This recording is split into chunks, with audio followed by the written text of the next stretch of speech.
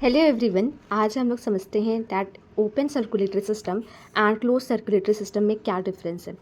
तो यहाँ पे मैंने डायग्राम अटैच कर दिया है open circulatory system and close circulatory system का। तो ओपन सर्कुलेटरी सिस्टम में क्या होता है, यहाँ पे जो ब्लड होता है, ब्लड फ्लो करता है थ्रू द टिश्यू स्पेसेस, जिसको हम क्या कहते हैं, जिसको हम साइनसेस कहते हैं। ठीक है, तो आप यहाँ पे देख भी सकते हैं that is haemolymph in sinuses surrounding the organs. And the second thing is that, तो यहाँ पे जो सेल्स होती है वो डायरेक्ट कॉन्टैक्ट में होती है ब्लड के। Cells are in the direct contact with the blood. तो सेल्स यहाँ पे क्या होती हैं, ब्लड के डायरेक्ट कॉन्टैक्ट में होती हैं। ठीक है, तो ये ओपन सर्कुलेटरी सिस्टम में आप देखते हैं। एंड यहाँ पे the more important thing is that कि जो ब्लड का फ्लो है वो उसमें जो प्रेशर होता है दैट इज़ वो प्रेशर लेस होता है। और ये जो सिस्टम है that is open circulatory system, ये कैसा होता है, ये लेस एफिशिएंट सर्कुलेटरी सिस्टम होता है। कैसे होते हैं, लेस एफिशिएंट सर्कुलेटरी सिस्टम। ठीक है, लेस एफिशिएंट होते हैं, less efficient circulatory system.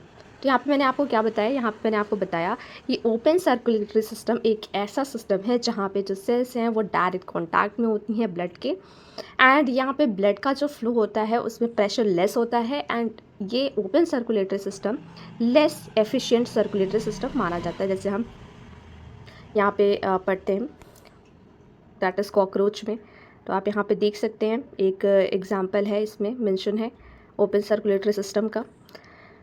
Now the next one is the close circulatory system, इसके बारे में डिस्कस करेंगे। तो ओपन सर्कुलेटरी सिस्टम की कुछ एग्जाम्पल्स भी हैं। जैसे कौन कौन से एग्जाम्पल्स है, एग्जाम्पल्स आप इसको ध्यान में रखिए। एग्जाम्पल्स के हैं ऑर्थ्रोपॉड्स, ऑर्थ्रोपॉड्स हो गया, एंड मिनी मॉलस्क।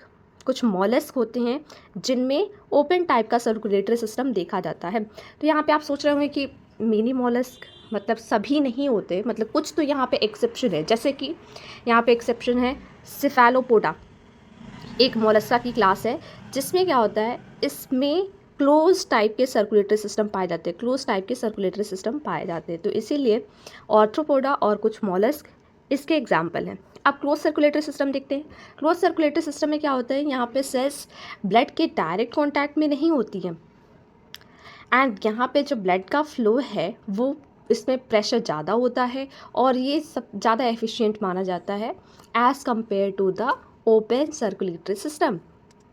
एंड जैसे इसके कुछ एग्जांपल्स हो गए, क्या क्या एग्जांपल्स हैं, जैसे इसके एग्जांपल्स हैं एनीलीड्स हो गए, एनीलीड्स इसके एग्जांपल होते हैं में आता है।